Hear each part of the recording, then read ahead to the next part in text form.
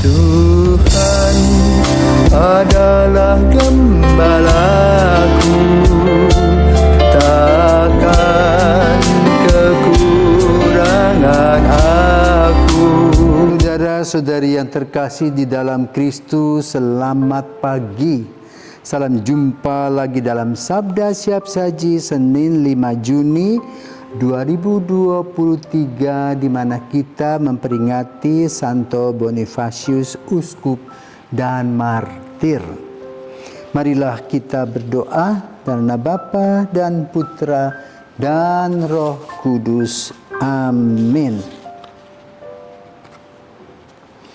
Ya martir pahlawan suci, jejak Kristus kau ikuti, musuh sudah kau kalahkan, kini engkau dimuliakan.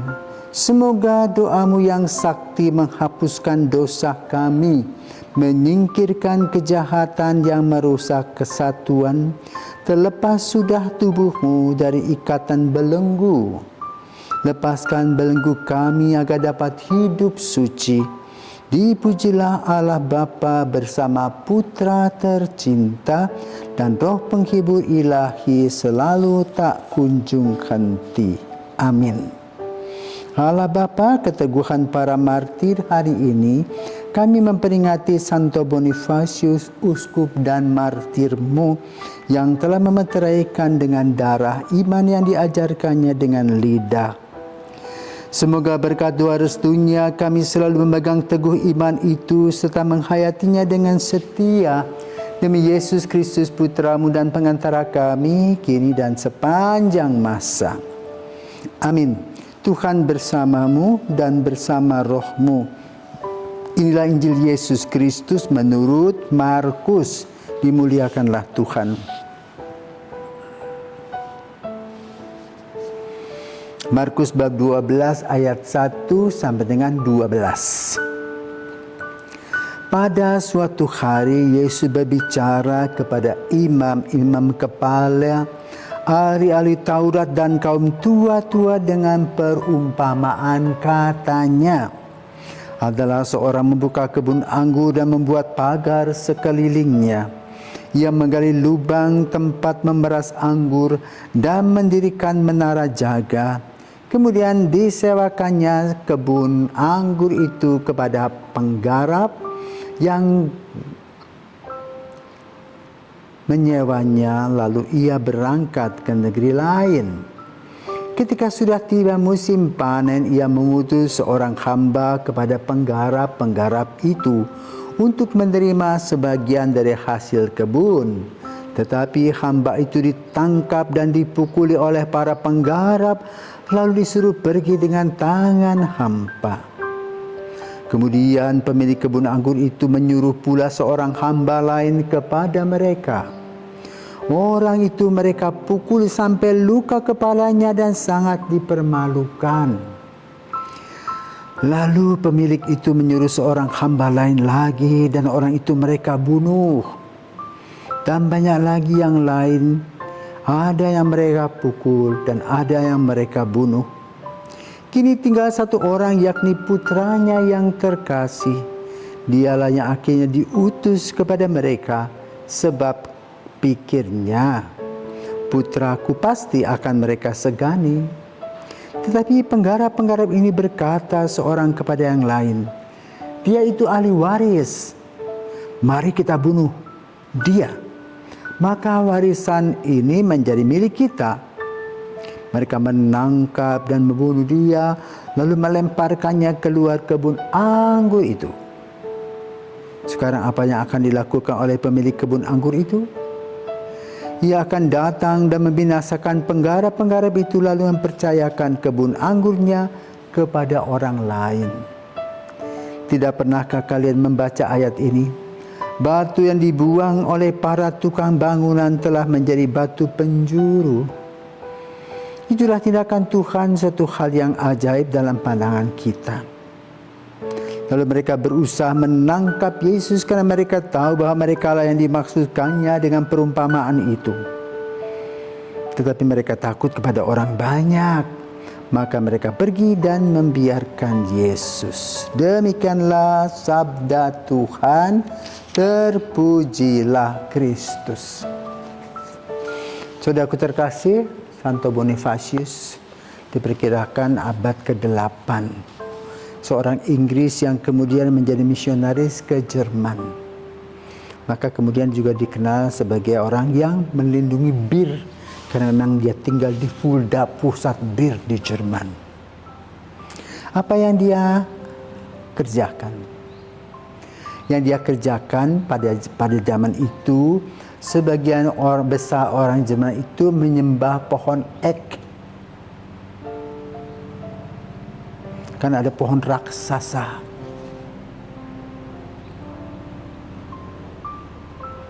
Lalu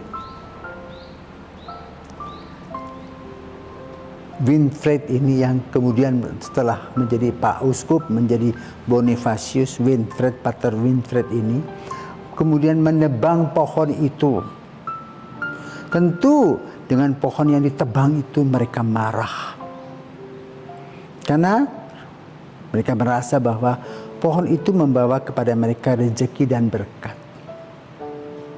Dan ketika dipotong oleh Pastor Winfried ini, terjadilah halilintar. Bukan untuk mengenyahkan Pater Winfried, tetapi justru membagi pohon itu menjadi 4 bagian. Dan sejak pohon itu tumbang, Pater Winfried tidak celaka. Maka kemudian satu persatu umat yang ada di sana berubah menjadi seorang pengikut Kristus. Maka lalu kemudian Pater Winfried diangkat menjadi uskup dan mengganti nama bernama Bonifacius. Tentu lawan-lawannya sih banyak. Maka pada satu hari di mana dia menunggu umat yang akan mengikuti sakramen, yang datang bukan kelompok orang-orang beriman, tetapi mereka yang mempucundangi dan membunuh Uskup Bonifacius. Itulah cerita tentang orang kudus yang kita peringati pada hari ini. Sekarang kita menuju kepada bacaan Injil. Yesus amat sangat cerdas. Dia memberikan kepada publik perumpamaan-perumpamaan. Ya, perumpamaan yang kita ingat adalah perumpamaan seorang Samaria yang baik hati, yang sebetulnya memberikan kritik kepada orang Yahudi dengan cara bercerita. Hari ini juga Yesus bercerita, ya, tapi menyindir dan mereka tersindir. Digambarkan bahwa ada seorang yang mempunyai kebun anggur, yaitu Allah Bapa. Lalu dalam perjanjian lama Allah mengutus para nabi, para raja, tetapi tidak ada efeknya. Maka kemudian dalam perjanjian baru Allah Bapa mengirim putranya Yesus Kristus. Ternyata sama, bahkan disalibkan.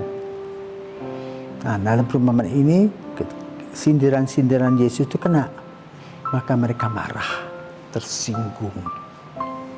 Tetapi yang dimaksudkan Yesus adalah melalui perumpamaan ini diharapkan para orang-orang Yahudi itu sadar akan kekurangan dan kesalahan. Sering kita pun sama dalam kehidupan ini. Kadang-kadang kalau kita berbicara langsung to the point, marahnya 2 kali lipat. Kadang ada orang yang menggunakan dengan lelucon dan guyon. Kena, tetapi efeknya tidak menyakitkan. Itulah bentuk perumpamaan. Maka dalam menghadapi banyak orang, kita harus mengatur suatu strategi. Strategi mana yang cocok untuk mengkritisi orang pada waktunya. Kadang harus berputar-putar, tapi kadang harus put to the point supaya jelas. Dan Yesus dengan berbagai macam cara menggunakan metode dan didaktik. Jadi metode yang memberikan pengajaran kepada para murid. dengan perumpamaan-perumpamaan. Dan sering dia juga membicarakannya secara langsung, kritik-kritik yang membangun. Maka pada hari ini di mana kita merayakan Santo Bonifacius, Injil mengajak kita untuk berefleksi tentang perilaku-perilaku kita agar kita tidak dimasukkan dalam perumpamaan atau sindir-sindiran. Ya, karena apa? Perilaku kita yang menyimpang. Ya, kalau ada kesulitan dan masalah dan urusan dengan umat dan juga khususnya para pejabat gereja, umat tidak bisa langsung berbicara, takut. Ya, tetapi ada masalah itu di dalam hati umat. Maka diharapkan ya sebagai seorang pejabat gereja atau pejabat umat atau orang tua atau kita sendiri sadar bahwa kita tidak sempurna dan harus menjaga diri agar sindiran-sindiran itu tidak kena dalam diri kita karena kita dengan kepolosan hati melaksanakan hidup ini. Selamat berpolos ria, selamat ya, untuk menikmati kasih Tuhan dalam kenyataan hidup sehari-hari sebagaimana apa yang telah dilakukan oleh Santo Bonifacius. Tuhan memberkati.